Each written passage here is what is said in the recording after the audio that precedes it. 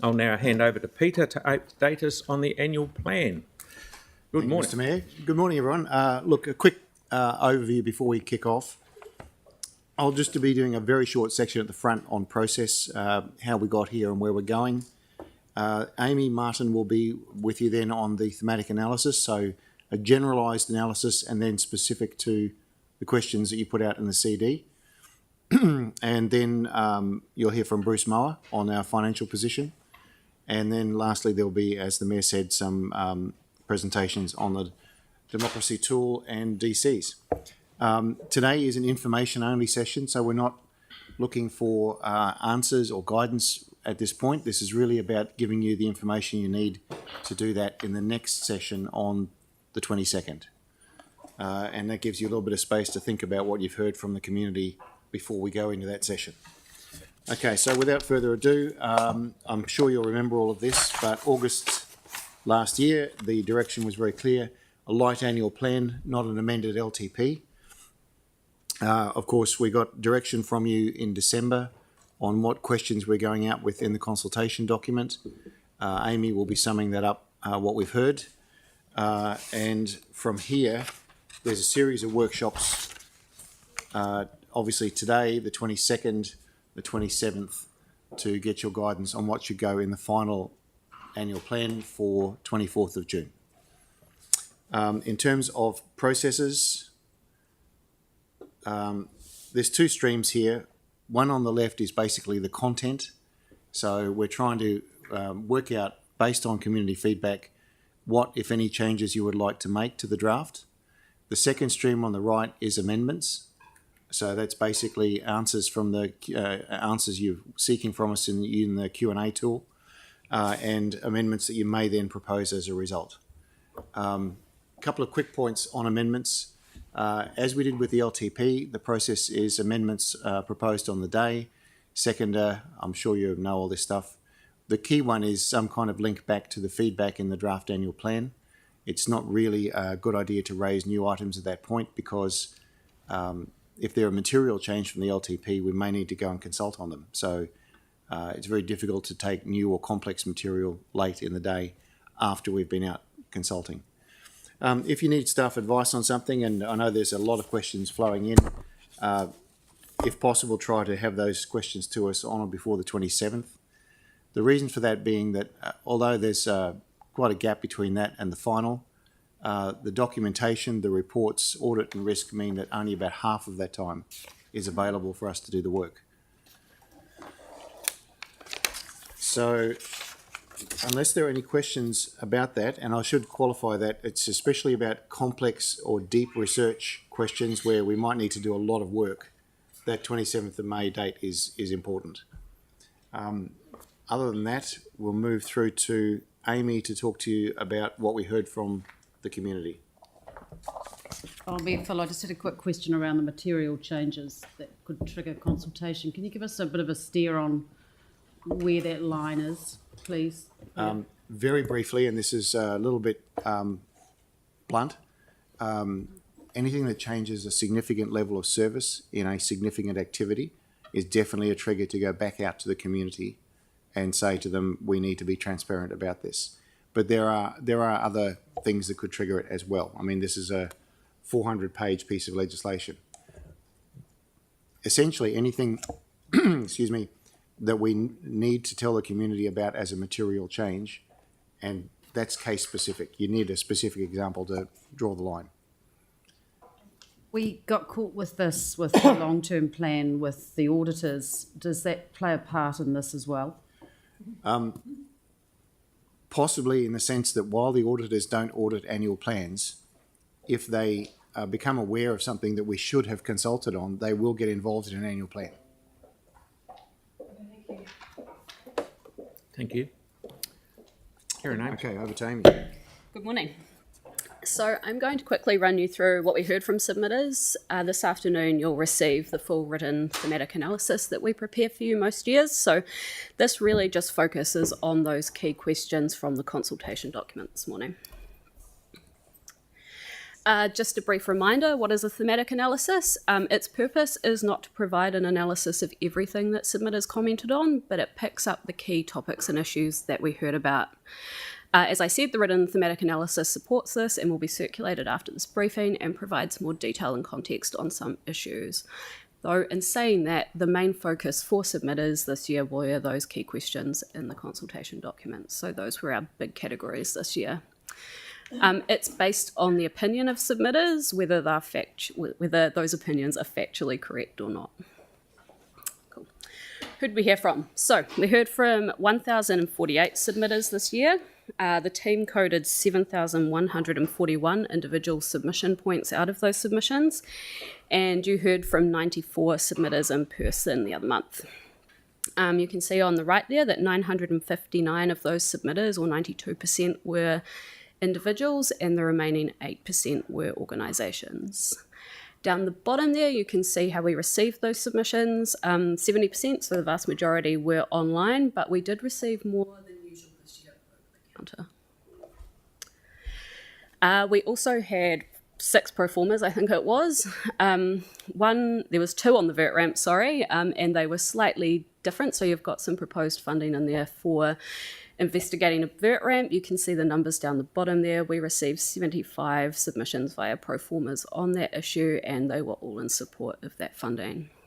There was another one on Wyan and Hulbert Streets, and that form really just sought feedback on the road and footpaths improvements in those areas. And then there was 3 individual simple submission forms, which asked various iterations of things I want the council to do, things I don't want the council to do, and things that the council can improve on. And that feedback was just integrated with the feedback we received from the wider set of submitters in the report that you've already had.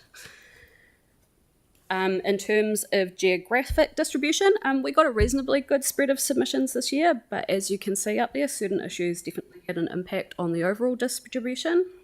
The total counts for the Waimero and Waipapa boards this year were significantly higher than some of the other community boards, and when you look at the wards, you can see that this is driven by a large number of submissions from the Herwood and Papanui wards. Putting aside the 2 anomalies, generally the rest of the wards were pretty consistent across the board.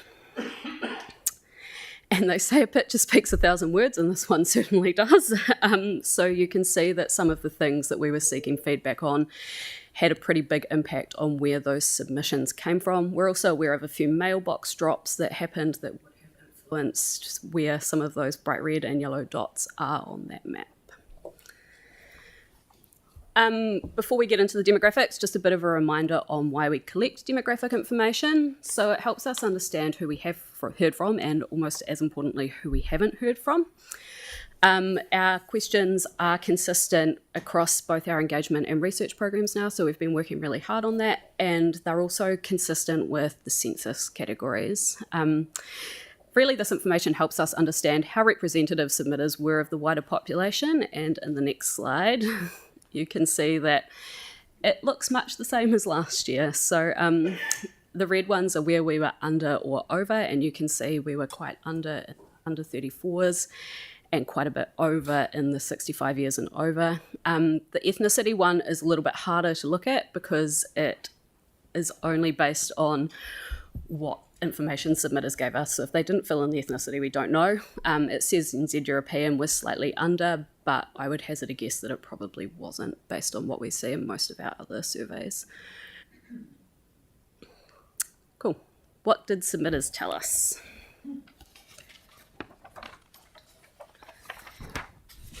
So I'm going to start with the feedback on the services, and that's because it really does set the scene for what you'll see throughout the rest of the questions that we asked. So you'll remember that we asked for feedback on services that submitters value the most and they wouldn't want reduced, and 233 submitters provided us with feedback on that, and the services that they could manage without, and we got 168 submitters providing feedback on that. On average, submitters provided us with 2.4 services that they value the most and 1.3 that they could do without, which in itself tells a little bit of a story about the value that residents put on the services that the council provides. We saw some consistent themes between the things that submitters said that they both value the most and could do without, and the ratios that you can see in the table up on the screen provides some examples, so I'll quickly run through some. Cycleways, for every person who said that they could do without that, another person valued it the most. Heritage, for every submitter who valued it the most, 14 said they could do without. For every one person who could do without library services, 7 value them the most. Parks, for every one who could do without, 14 value them the most. And solid waste / resource recovery, for every one who could do without, and I'm not sure who that is, 33 value it the most. So really, it just reinforces that conversation that we've been having over the last few years, that one person's nice to have is another person's must have. And you'll notice once again that that's a bit of a reoccurring theme throughout this presentation. This was a bit of a different one this year. So as we were doing the analysis on the feedback on services, we noticed quite a few comments like the ones that you can see up on the screen, where essentially some submitters were unwilling to provide feedback on what they valued the most and they could do without. And we've been seeing a little bit of this in the past few years, but there seemed to be a lot more of it this year.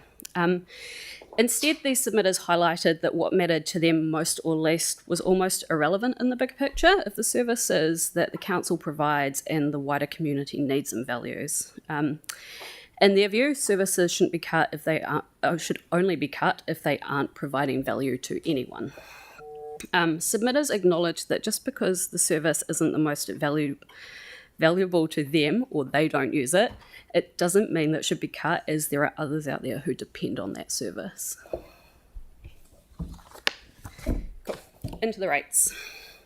So we received fairly divided feedback on the rates proposal this year. You can see up in the graph that 29% of submitters supported what was included in the draft plan, 34% opposed the rates proposal, 17% provided other suggestions, and 20% provided general feedback that wasn't specific to the proposal.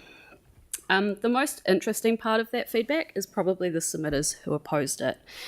And they tended to fall into two camps. So they were either concerned that the proposed increase was still too high and it was going to make living in Christchurch unaffordable. Or on the other hand, some people were concerned about the measures taken to get the proposed rates increased down and use the term short-term thinking quite a lot. Those who provided other suggestions tended to provide the usual feedback about rates increases needing to be further aligned to CPI, or in other instances they would prefer to see rates go up at the level proposed in the LTP if it means that services will be maintained and it will have less of an impact on the rates in the 26-27 year. Ultimately, the feedback provided on the rates boils down to people wanting to see you strike the right balance between investing in the city and the things that people value, while ensuring that the city is still an affordable place to live. Cathedral. So submitters were generally pretty united in their view that we should pause the collection of the cathedral targeted rate, and you can see in the graph up there that 78% of the submitters said yes, go ahead with that. The written feedback really did reflect the divided views that the community has had on this project from the outset, with some saying yes, pause it, because it should never have been introduced in the first place. There were also views from some submitters, that ratepayers should have a choice about whether they financially support the reinstatement project or not. Others expressed concerns about the amount of public money being invested in a project that seems to have a perceived lack of public support. Those, on the other hand, who didn't support pausing the collection seem to provide more sentimental reasons for that, talking about the symbolic importance of the cathedral and the need to just get on and get the project finished. Among the feedback on the cathedral, submitters raised some questions, including could the targeted rates still be collected but allocated to other projects? They provided examples such as improving amenity in public spaces such as the square, improving other council facilities, and improving other council spaces. Some submitters provided feedback that they think that the funds collected already should be returned to ratepayers, though most didn't specify how they'd prefer to see that done. Increasing rating for renewals. So again, the majority who provided feedback on this proposal supported it. However, in a number of instances, they provided their support with caveats around assurances that it would actually reduce rates in the future and clear evidence around long-term benefits. Generally, submitters support the idea of ensuring that we're looking after our infrastructure and assets and the importance of doing this in a financially responsible way. Some stress the importance of having modern and reliable infrastructure servicing the city, particularly in the face of ongoing growth, which you continue to see.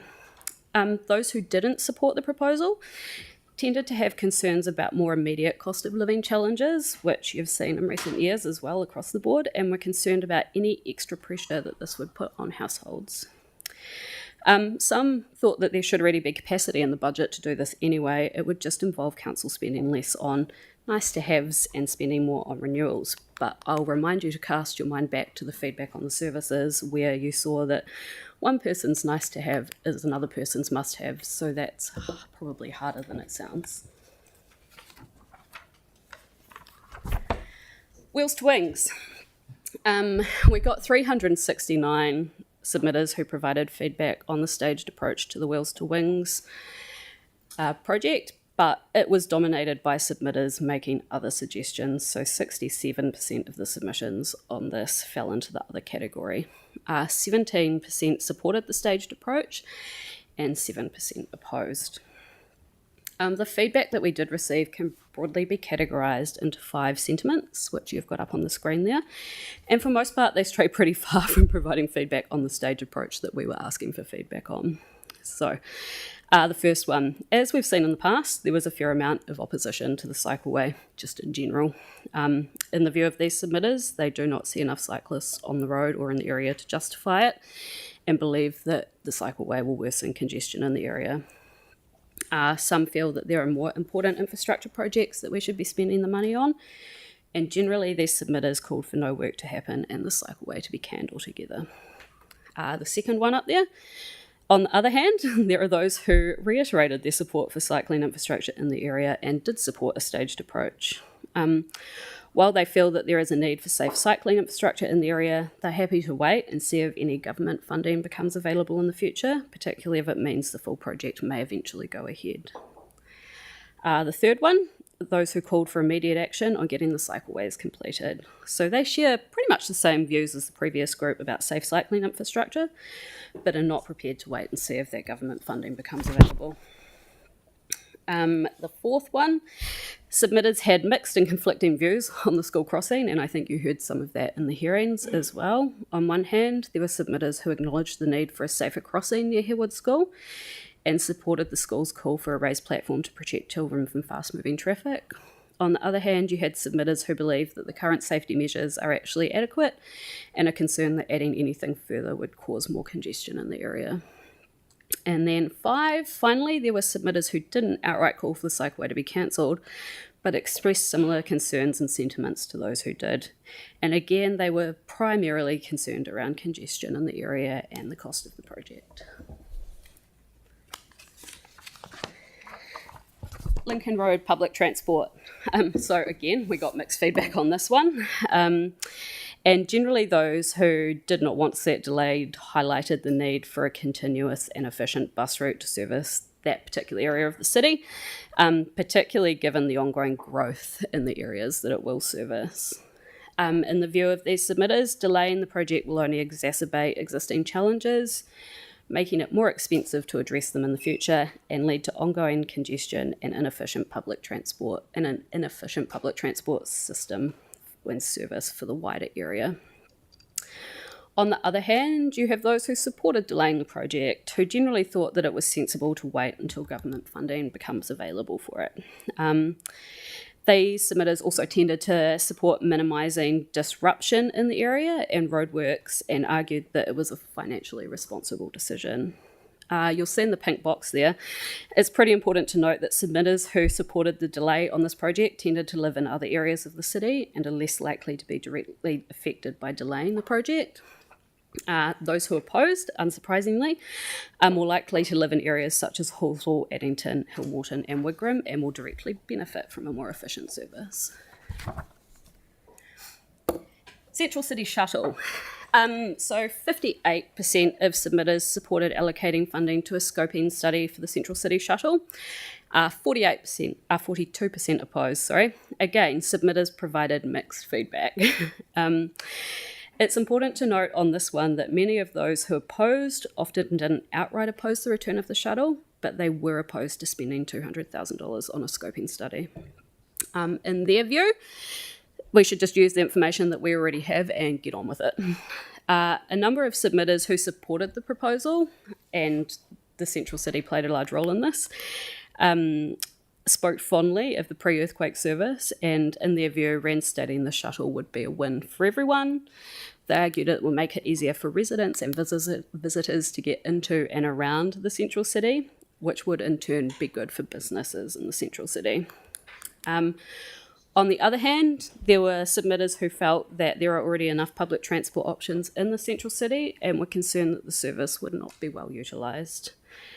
Others thought, as we've heard in a number of the questions already, that there are more pressing priorities that the money should be spent on. As with the Lincoln Road public transport project, Central City residents were more likely to support the proposal, with 78% of submitters who live in the Central City supporting the proposal compared to 33% for the wider city. So Central City residents are telling us that this will make a really big difference to their day-to-day lives. Air Force Museum. To quote some of the submitters on this one, it was generally a hurt yes to the proposed grant for the Air Force Museum.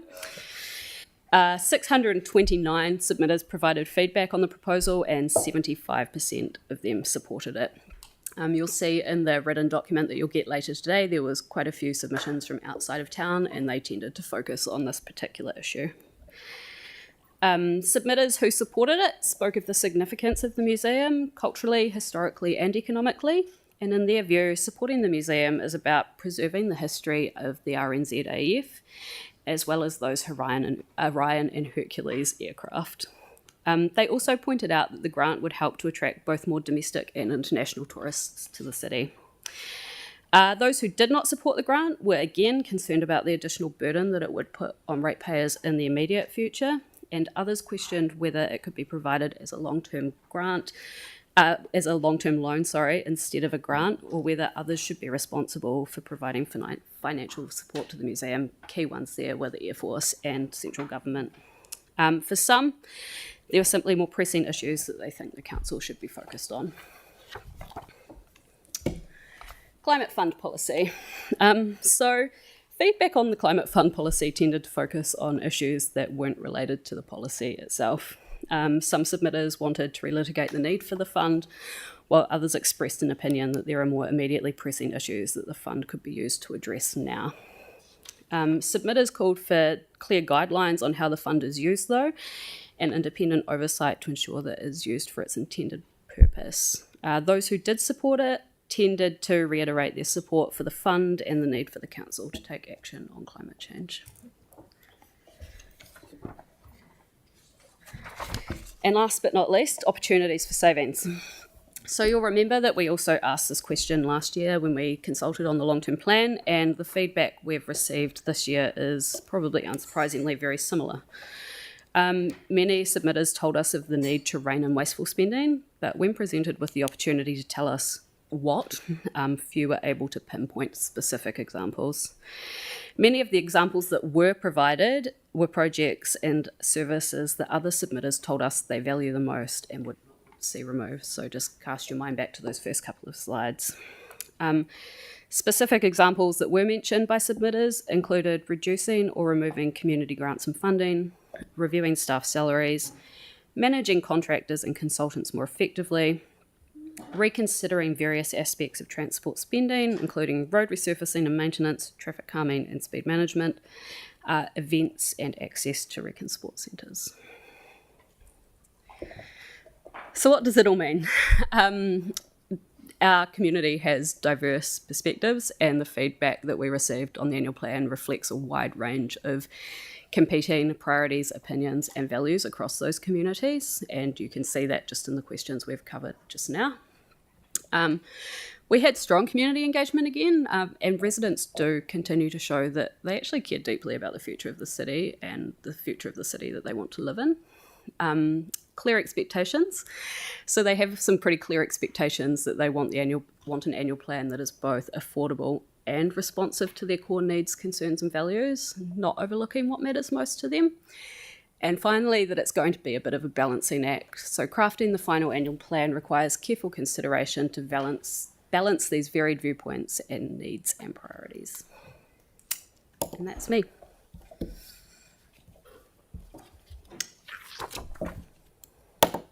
Questions, you ready? Yep. Right. I've only got two so far. Tyler, then Pauline. Kia ora. Hello. Thank you so much for that. It's another year, same outcome. Basically. I just wanted to ask around engagement for young people. You used to have the coin thing, and then you also used to go to schools. Did you do the same thing this year? We didn't do as much of that this year, I don't think. Okay, cool. That's right. Thanks. Pauline, Yeah, please. thank you. I'm just wondering about the Wheels to Wings page and why we don't see a graph on that one would be quite good. And also because you haven't sort of put how many numbers, or we don't have the idea of the ratio of comments. And also with the 369 submitters, do you know where they came from? Yep. That map that we had right at the start of the presentation is a pretty good indication of where they came from. So Hereward. yep, you can see that the most dense bit up the top there is right over Hereward, and then you've got... Yes, but we didn't have the information on what those submissions were on, so now we hook them both up and we understand. Thank you. So that map really does reflect some of the issues that we've just talked about. You can see Wheels to Wings up there over Papanui and Hereward in particular. The top of the central city is quite red because we got a lot of submissions from central city residents on the shuttle. And then I think that one over to the east is probably reflective of some of the pro formas that we received from over there. And going back to the other questions, can we see the percentage? To get an idea So I didn't of- put a graph in because 67% of them fell into that other category, which is where we put submissions where submitters have raised other ideas or options that aren't necessarily what we're consulting on. So there is more of a breakdown in that written document that you'll get this afternoon. Okay, thank you. But yeah, 67%, so over 2/3 of them were other. 17 supported the staged approach that we were consulting on, and 7 just outright opposed. Okay, thank you. Good work. Okay, Victoria, please. My question's been answered, thanks. Okay. Yanni, do you have your hand up, bud? No, you didn't. Sorry, I thought you did. No. Aaron, please. Yeah, my one was over just accessibility to the doing submissions, because I had feedback from a number of people that were ringing me saying, how do I do this? And I'm on the council website now. I go, oh, go do the annual plan. They go, well, where's that? And it wasn't front and centre. Like we used to, when you'd go to the council page, it'd say annual plan's open. There'd be a big header and you just click straight on it. You had to dive in 2 or 3 pages. Why? Were we trying to keep people out this year? Or? I don't think so. No, I'm sure that wasn't the case. No, it wasn't. And these, so the number of, I'll call them more mature people, and they were really struggling this year. So if our goal is to exclude them more in the future, we're going the right way about it. But so a number had to go to libraries or gave up. So we could have had more feedback. But Okay, we can certainly have a look and come back to you on what might have been the issue or what we could do differently. yeah. And then, given that we were consulting on Wheels to Wings, there was no Wheels to Wings page in the consultation, which they struggled with. You had to just go to general comments. There was a specific transport question, and so it was written feedback on transport, and underneath that there was the 2 questions, Wheels to Wings and the Lincoln Road. So they could give us as much or as little feedback on transport Right, I generally, think but they it were wasn't looking a closed specifically for question. that, was the feedback I got, which had been there in the past when we'd done ones like that seemed to be a bit of a lightning rod. I just think we should be making it simple for people, because Okay, thank you. Victoria, please. Yeah, mine was just to follow up to that. Partway through the process, I asked for a downloadable, printable, hard copy version for residents, and you put that on the website, and that was really helpful. So when people phone and says, I can't do the online, it's too complicated, and I could send them straight to that, and it was in a really accessible place. So thank you for doing that. Yanni? Yeah, I wasn't looped into that, so I just kept sending them to the web page to fail. But hey, I just wondered why we don't put the submission form on the consultation document as well, because that to me seemed a really obvious thing that we like because you'll see, like I actually made the simple submission form because it was so hard to engage people with the council's submission form. There were so many questions on there that people actually weren't interested in. They just wanted to give feedback in a more simple way.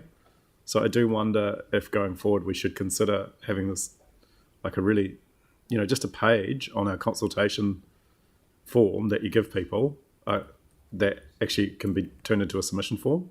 I think we've done it in the past. It would just be the back page that they can cut off and send in or drop off. But I mean, I share the concern that it was overly complicated for people, and it would be good to kind of learn from it and see what we can do going forward. I guess the question from me is: are there groups of people in our city that you think that we haven't heard from that we should, like the young people, for example?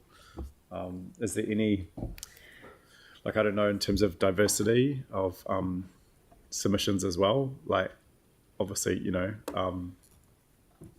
be good to kind of know if there's groups that you think we should. So this is a really good indication for you of where we aren't seeing that critical mass. So 65 years and over, we actually did okay. They were 27% of the total proportion of submitters, so higher than any of the other age groups. NZ European, we tend to do okay, but it's those other harder to reach communities that we continue to struggle with, and that's not just an annual plan, that's across all of our engagement and research that we do. It's getting that buy-in from them and getting them to participate is hard. A lot of the ones that I got around the skateboarding, that probably not stated, so I know that will probably skew it a little bit. And that's it. If you are creating forms and we don't have those demographics on them, then that's an unknown to us. We don't know who those people are. So I'll just remind you of the importance of those demographic questions. Thank you, Yanni. Oh, good. Mel, please.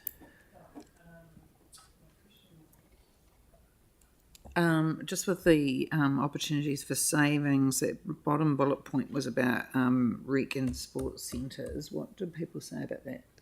It's mostly just around access to rec and sports. So But what do you mean? Like they want people to pay more? it could be paying more, it could be reducing hours, it could be just not building anymore. So that tends to span just across. anything to make it cheaper. Yeah, basically.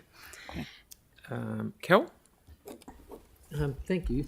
Just in terms of the mechanics of people responding, do they have to go through the entire kind of process and answer every question, or do you capture? So if they just do 1 or 2 pages, you capture that? They only answer 1 or 2 questions, then that's totally fine. They can give as much or as little feedback as they would like, and none of the questions are compulsory. So do you know how many people actually responded and completed the entire? not many. Not many, yeah. Most people just do what Most people they're interested just do the bits that they're interested in or the bits that they want to provide feedback on. I can't give you an exact number, but I can tell you from going through every single one of them that it's not very in. Yeah, many. so there was like over 1,000 respondents. And did you say before that was pretty favourable compared to previous years? It's pretty good for an annual plan. So we normally hit that 800 to 900 mark, but we got a little bit higher than we have in previous years. I mean, I wouldn't compare it to the LTP last year because there are some issues in there that we know drove a lot of submitters into that process. But having a look at some of the numbers from the past, we actually did pretty well this year in terms of the number of submissions. And do you have any context for it in terms of other cities around the country? Does it depend on issues, etc.? I do not, but it does depend on issues. And I mean, you saw exactly that with the LTP last year, where there were issues in there that pushed our numbers up really high. But yeah, it's very issues dependent. If there's stuff in there that interests people and they want to give feedback on, then they'll get out there and do it. And if there's not, then we don't hear from very many people. And I think that's consistent across the board. And just what's the statistically significant? What's the sort of the a baseline of responses that if we didn't get above a certain level, it wouldn't really be statistically significant? We can do a statistically significant sample for Christchurch and 500 people without any of those demographic breakdowns. Once we start getting into demographic breakdowns, it's around 770. So you're above that, but it hasn't been sampled and quoted in the same way that a statistically significant sample would have been. So when we do those, we sample and we make sure that that sample is representative of the wider population as well, which is why I always pop those demographics in for you, so you can see that actually we got above that quota, but it's still not quite representative. Yeah, okay. Thank you, that's great. Good work. Thank you, Vic, please. Thank you for that. I really do appreciate the analysis, because I know you can slice and dice it in a million ways and analyse up the wazoo. I just do want to take you back to the who do we hear from with the 65 years and over category. Following on with the comments around the difficulty with engaging with the online platform, have you got information as to that breakdown of that 27% as to how they engage, whether online or hard copy? Not on me, but I can get it. Be interested in that, thanks. Yep. Thank you, mate. And Tyler, please. Kia ora. Sticking to this page, what I'm noticing is there is a significant disproportionality between the older generation and the younger generation. Is there anything that the council is going to do to step those ones who are underrepresented up? That's a big question. Just while this is moving, that is a bit of a global Yeah, it is. issue, and it applies to things beyond consultation. It's also voting, for example. Older people tend to vote like crazy, and younger people not so much. I'm not sure anybody actually has the silver bullet for this, but Katie will speak to it a bit more. Don't have the silver bullet for this. I'm sorry. We are trying. It's a constant challenge for us. It's something that we look at, but we do struggle to engage with younger people, particularly on consultations like this, where we don't necessarily have the hook in that is of interest to them, or there's not something that they can sort of see immediate value in taking part. Okay, so in terms of framing, we frame this actually predominantly for the older generation. Would there be potential in working with, say, the Community Development Department to reword things within the LGA that is legal to be able to frame that well for a young person? When you consider what we were asking for this annual plan, and it was a relatively straightforward annual plan, we were talking about the cathedral, the Air Force Museum, rating for renewals, services that you like that we do have information on previously. They're all topics that may not be of so much interest to the youth, to young people, and that is the challenge. That's the rub the whole time with annual plans. Is this of something that is relevance? And while we understand the importance of longer term thinking in the annual plan and the importance of having the youth voice in there, when we're asking about things that are possibly not of so much interest to them, it is really hard to make it relevant. And you can go along to schools and you can do the coin drops, you can do all of those kind of things. But the fact of the matter is, it's Air Force Museum, cathedral, rating for renewals, what's the rate number going to be, wheels to wings, Lincoln Road. It's a tough sell. My brain's going a million miles now because I know how to answer those questions. Yeah. I'd love to set this offline. It'd be great to navigate that. Thank you.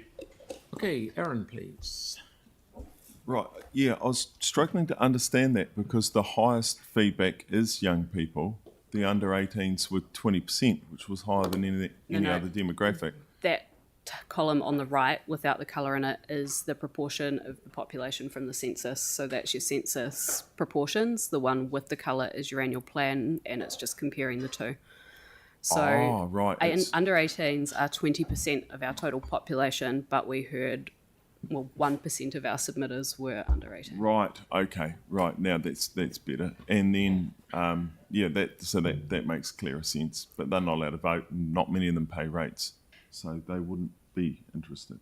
even your 18 to 24s and your 25 to 34s, we're still really low on. So 25 to 34, 16% of the total population, but 8% of our submitters were in that age group. So Right, which is interesting because once people get skin in the game, they get interested. So, I mean, it's not really a surprise, I wouldn't have thought. it is and it isn't. I mean, we hear from young people that they do care and they do want to engage, but like Katie said, when we are consulting on stuff that isn't Isn't as exciting. as exciting for them, we just don't hear from them. Right, good. No more questions. Carry on rewardless. Thank you. Okay. Well, that's the end of the thematic analysis. Bruce is going to step up now and talk about the rates impact of those key questions. So the proposal that we went out with, the feedback we've got, and the rates impact if you go with it. Stressing again that today is not where we're seeking answers from you. This is just the information you need to talk to us on the 22nd.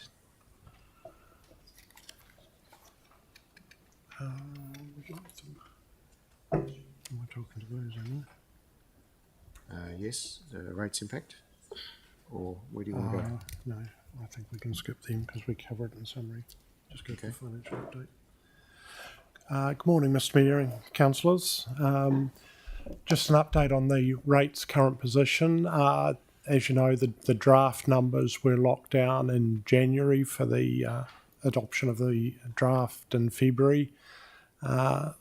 Things move on, and there have been a number of changes that we have little control over since then. There's about a dozen or so, and they've moved the current post-draft rates number to 7.43, so slightly lower than we had in the draft. And I think there's an indication that year 3 is potentially slightly higher, the forecast. In terms of what makes that up, there's a number of changes listed there. Most of them are self-explanatory. The staff time capitalisation is a reasonably significant one. That's based on current trends and forecasts for the current financial year flowing through into next financial year, so less time being capitalised than we had originally expected. Second one, Hagley Park parking revenue has been slightly lower than we forecast with the meters that were put in there. Insurance, again, slightly higher than we'd expected in the draft. The living wage announcement also raised our costs from what we had in the proposed draft. And then there's a number of decreases. Electricity, the renewal of the contract has led to some savings that we've identified. And rating base growth is slightly higher than we'd forecast in the draft, so that's also a positive. And some positive news that's also flowing in this year's forecast. Resource recovery, sale price of recovered materials and volume rebates. So a minor change overall, I guess, a drop to 7.43 at this point, with still a number of things to be considered. The next 2 or 3 slides just, I guess, give you some comfort that this current surplus that we're looking at this financial year, and there's probably a dozen key drivers for that, and we're looking at something over $30 million this year, just to give you some assurance that we've looked at all the key drivers and factored them into next year's annual plan. So the starting position, as always, is that we would be forecasting a net nil surplus for next financial year. So those things include the insurance savings that were made this year. They've obviously been factored into next year's plan. The additional subvention receipts, reduction in electricity cost, slight increase in interest with the drop in our credit rating. and obviously the Hagley Park parking fees and the capitalisation that I've already mentioned. So that's just to give you those slides, just give you some assurance that we've looked at what's driving this year's surplus and factored them into the annual plan for next year. Next slide, please. Thanks. This slide really just summarises the 4 potential financial changes that will come from decisions or guidance that you will hopefully give us on Thursday. So that's the Cathedral rating for renewals, the Air Force Museum and the Central City Shuttle. We'll also be bringing to you on Thursday the potential capital program deliverability review, which also has potential savings there in rates across the next 2 years. So we'll be looking for some guidance on Thursday in relation to those 2 matters. There's obviously also this year's surplus that we will be wanting to talk to you about in the next couple of workshops. There's some costs from the end of April weather event that we had that we'll also need to brief you on, and potentially development contributions and DC rebates. So there's also a couple of issues there that we'll be talking to you about over the next couple of workshops later this week, early next week. Just down, Peter.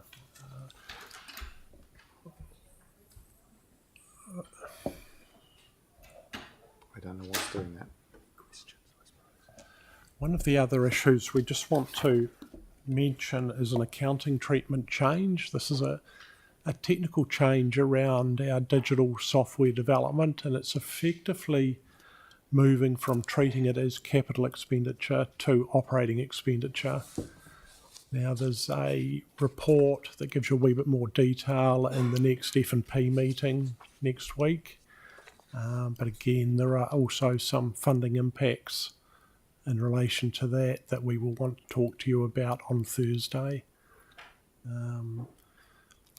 It's effectively the change relates to us not having the control over that software that would deem it to be an asset for council, particularly with the move to software as a service over the last couple of years. A couple of councils have made this change several years ago, so we're lagging a little, but we need to address this issue. So again, we'll talk to you about that on Thursday, the funding impacts of that and the options we've got. And I think that's about it in terms of financial update. Happy to answer any questions. Right, we got one at the moment from Andre, please. Thank you. Now, we went and asked for opportunities for savings as part of the consultation. Has anything been done with that feedback to bring options then to us? Because at the time, I was wondering why we were asking, because we're unlikely to be able to make changes from it. We did the same in the long-term plan. I believe there have been some savings options looked at. Bede, are you able to? So just through you, Your Worship, Councillor Moore, are these the ones that were asked for in the consultation of the annual plan, or the CE's ones? I'm just wanting... Well, we had a slide before the opportunities for savings that we asked as part of the consultation. So I'm just wondering, has anything been done with that feedback to turn into savings to bring us options? Look, and I think if we went back to that slide, and it's up a few, a lot of those really were quite generic.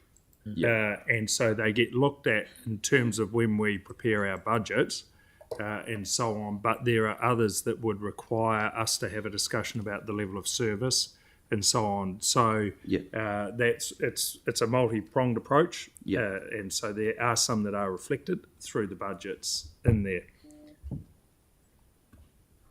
Some are reflected through the budgets. Yes. So well, they come as part of a budget review. They weren't necessarily. When you look at what was asked for there? Sorry, if we go back to that. We look, if you ask reviewing staff salaries. Well, staff salaries are reviewed as part of the understand. budget preparation, Yeah. and so on. Same with contractors and consultants. That's done as part of our procurement process. And you saw a paper come recently to F&P where we looked at changing how some of the contract management occurs, that was presented by Luke Stevens and so on around water. So we're doing some of that already, but there are others that would require us to have a level of service discussion with you. Yep. Thank you. Okay, any other questions? Carry on, gents. Okay. Look, that's the body of content over. Just a little session on the next steps. As we've said a number of times, Thursday the 22nd is really where the rubber hits the road. This was really just to give you an insight into what we've heard back and what it means in terms of the financials. Thursday we'll be specifically looking at guidance on the 4 CD questions. What do you want built into the final?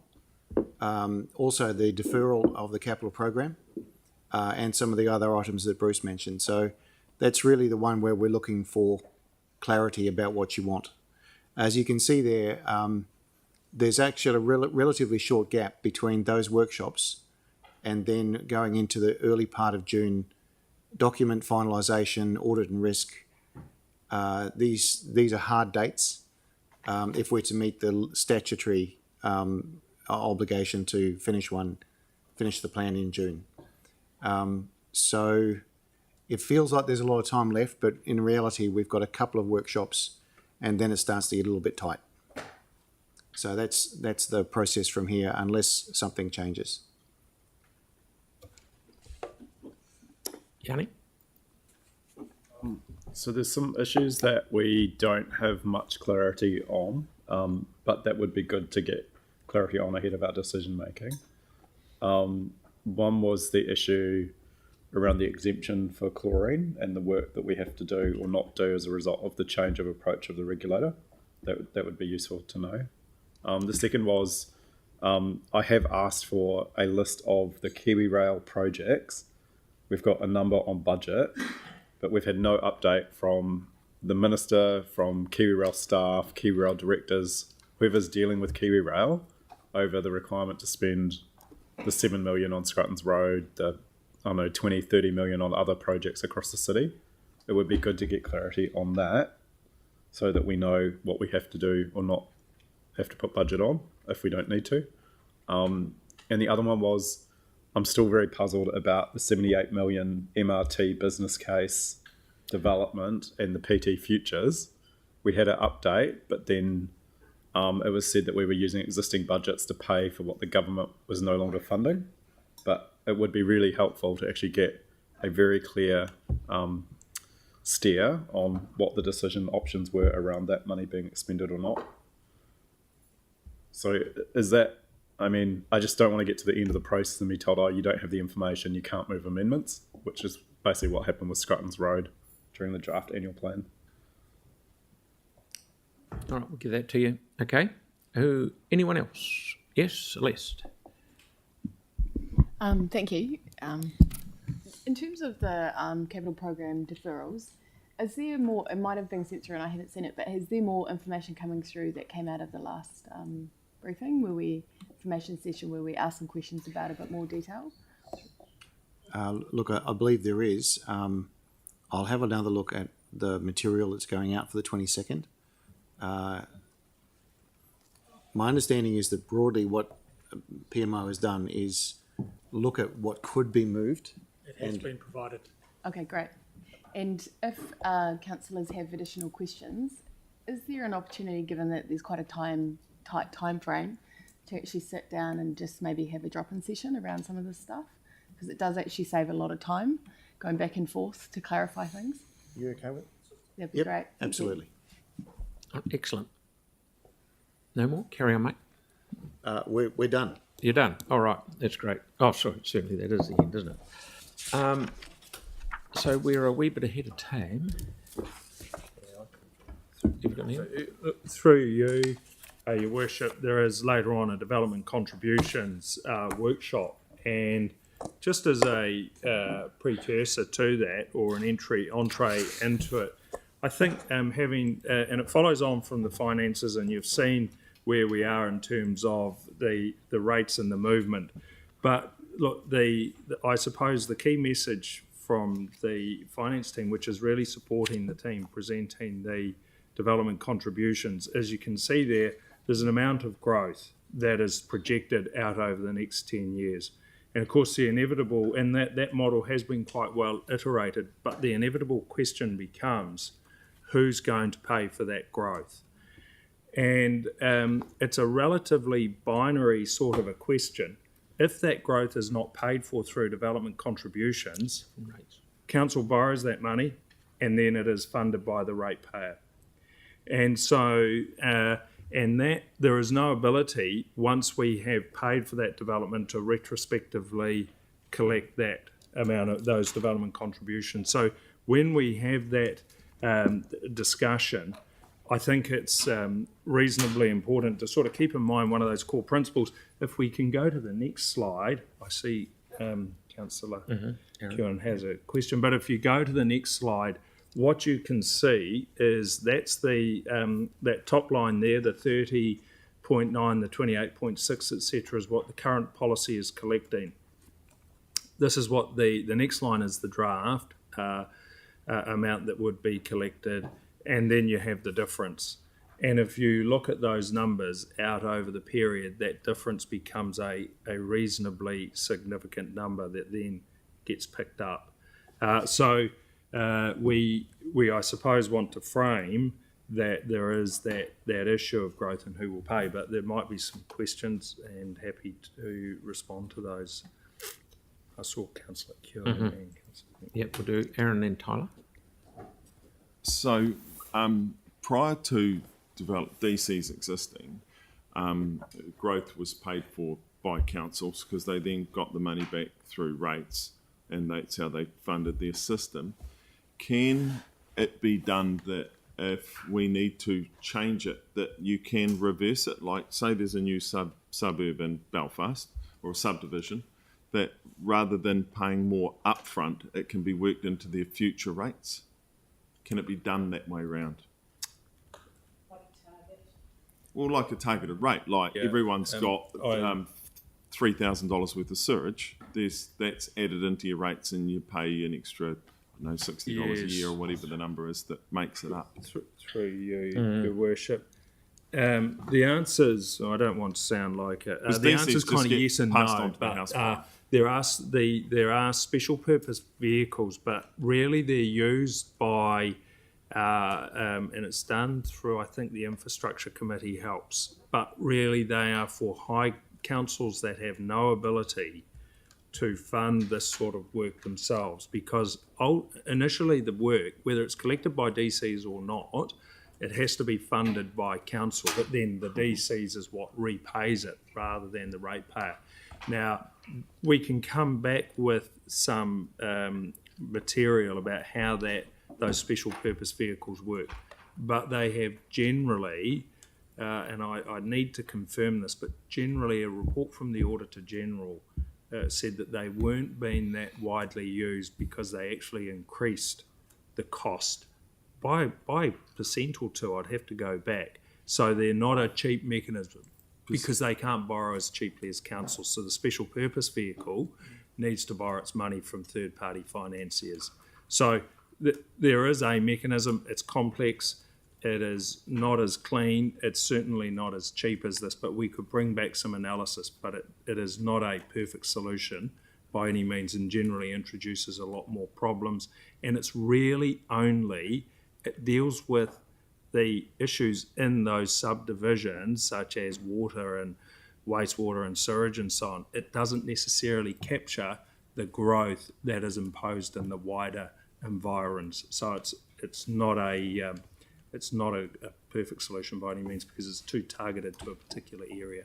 But we could potentially bring it back, but it's quite different and separate to the issue here. Tyler, please. Kia ora, Peter. Just got a quick one around house prices. I know that developers will quite often melt the DCs into the price of a house, as you'd expect. Are there possible forecasts for council to be able to see exactly what kind of percentage would be going up if the DCs that we Melton would be implemented? Look, through you, Your Worship, I'd probably want to go away, before I gave a straight answer to that, I'd probably want to go away and see what the modelling shows and bring it back. Yeah, no worries. I'm just playing devil's advocate. But it's a question just that curious. we can note. Yeah, it's an interesting question, but I'd be hesitant to provide a... Yeah, no worries. All good. answer. Take it offline. All good. Yeah. Thanks. All right, all good? No more questions? Aaron? Why did that number change so much? The 730 to 923, that's like a 25% increase over 3 years. It's a Look, there'll be a number of drivers for the cost. It's a big driver. Yeah, it is. But I think if you look at some of the work, I think it was Infometrics who did that work that talked about the cost of capital since 2020 or 2021. Water networks have increased, I think, 27%. Wastewater might be 30%. Roads and bridges are 30%. There have, in those big infrastructure areas, been really significant increases in the cost. And remember, this is not replacing what's already there. This is growth to put in new materials. So the components of growth that was released in a report probably, I'm not sure, it was a while ago, maybe in the last 12 or 18 months by Infometrics, talked about the capital cost for local authorities. And I would think that that's a significant driver of it. But has that number been worked out on recent inflation, which recent infrastructure inflation jumped considerably? It can't keep jumping like that, otherwise the country goes bankrupt. So something has to change. And recently, trades within the last year, certainly trades pays have dropped. So tradies are now being paid less. So that must filter through. Well, the rate of they increase, were doing that for a while, but suppose, now they're doing this. Yeah, look, I can find the Infometrics report and get it circulated because it talks about the costs. Now, those costs won't just be labour rates; they'll also be the cost of materials and so on that will be in there. That while those rates have driven, and what I think most of us tend to find is that when they climb, they might plateau and they might soften even a little, but they never drop back to the levels that they were, say, 4 or 5 years ago when the last policy was came into effect. Right, because my question is, have we just taken the previous 3 years where there was a big jump and just then use that as the equation going forward for 3, when in theory, when the economy collapses, there should be a plateau or even a slight reduction? Not you shouldn't multiply by a boom when you've gone into a recession, because they should look different. I'm not saying they will look different, but they should. Through you, Your Worship, no, they haven't, and the team could probably talk to the model about how they've built it up. But no, they haven't done that. It's okay. That was the question. Thank you. Yeah. It's a good question. Cal? My question is, the next slide down, I mean, how much confidence can we have in those figures, particularly towards the latter half of the LTP?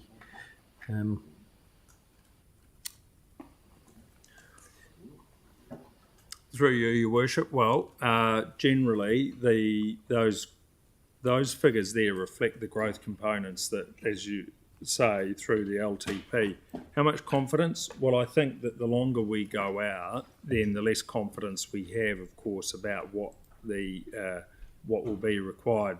But these are models that do forecast, for instance, that we've got, I think it's an extra 34,000 people who are going to be working here in the next 10 years. There's an extra 11,000 odd households going to be here in the next 10 years. So there are projections, and so they're not just generally given the flux of time. Of course, if you're looking now down to 2034, you're trying to imagine what it was like in 2015 to where we are today. So I get that it becomes a bit blurred, but these are built on a number of cost indices and our projections. So you might recall, for instance, that is it Burler Infometrics, Peter, produces the growth models for us? Well, there's a number of sources, but to go directly to the question, these numbers, as I understand it, and I'm no expert at this, are peer reviewed by an independent economist. Yeah, I was They're going not to say, yeah. solely driven by staff. Okay. So there's a number of layers here where it's built, it's tested, it's peer reviewed by an economist, and so on. Yes, So- we do have a model that takes all of the projected growth, the cost indices, and then build it into it. And we review them, on a regular basis. But inevitably, a 10-year horizon does have some blurriness to it. I think Amy can address this more specifically. So we have two growth models, actually we have three. We have primarily a households model and a business model, and the households model is based on projections from Stats NZ, so we've been through them a few times in the DC briefings now. The business ones are done by an economist called David Dyson out of Lincoln Uni, and that model has been peer reviewed by Sense Partners in Wellington. So the key with modelling is that you update it regularly as things change, which we do. This is obviously a point in time, but as we move forward and things change and that modelling changes, we update as we go. Okay. Can I just make one further point? Remember, this is what although it's out for 10 years, this is what we've got. When we put in this growth this year and next year, where we know very much what it is, we've got to pay for it and fund it now. So even though it might be catering for growth further down the track, the actual growth component that's getting built into the infrastructure is occurring now, and it's who pays now is really the, Thank you. That's good. Okay.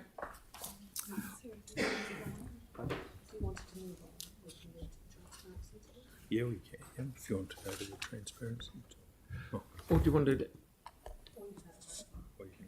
Yeah, well, we were aiming for a break at 11 and then come back for the transparency tool. But do you want to, do you just want to carry on and do that? Do you want a break? Counts. Yes? Sorry. And apologies for not being here earlier. The change in parks, so it's in that change is reflected in bits and pieces.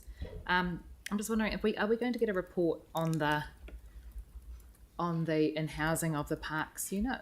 So there were predictions about how that might play out, and council decided to in-house rather than contract out the park staff. But every year we're now seeing some changes to what we'd expected. Do we get a full report on the process that was used and what happened following that really major decision and how it's actually played out? That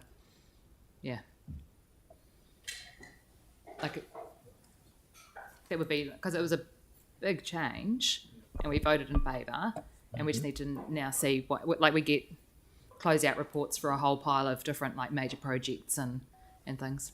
Parks is doing a regular update early June, so we can bring you some information then. Yeah, that would be really useful. Thanks. Yanni? Yeah, quite full, what was expected, what's happened, why, all of that. That would be great. So I've also raised this for the as part of the LTP. We put additional resource to bring more people in to do design work. So we were designing more rather than using consultants, and it would be really good to understand how that's worked and whether there's an opportunity. I don't know when Councillor Kieran's working party is reporting back, but I remain deeply troubled at the expense of how we're doing projects. And I've you've seen the information I've put around Antigua Street. If you look at the professional fees and the consultation, that is we could employ almost 5 traffic engineers full time for a year just to design one block. It to me doesn't make sense.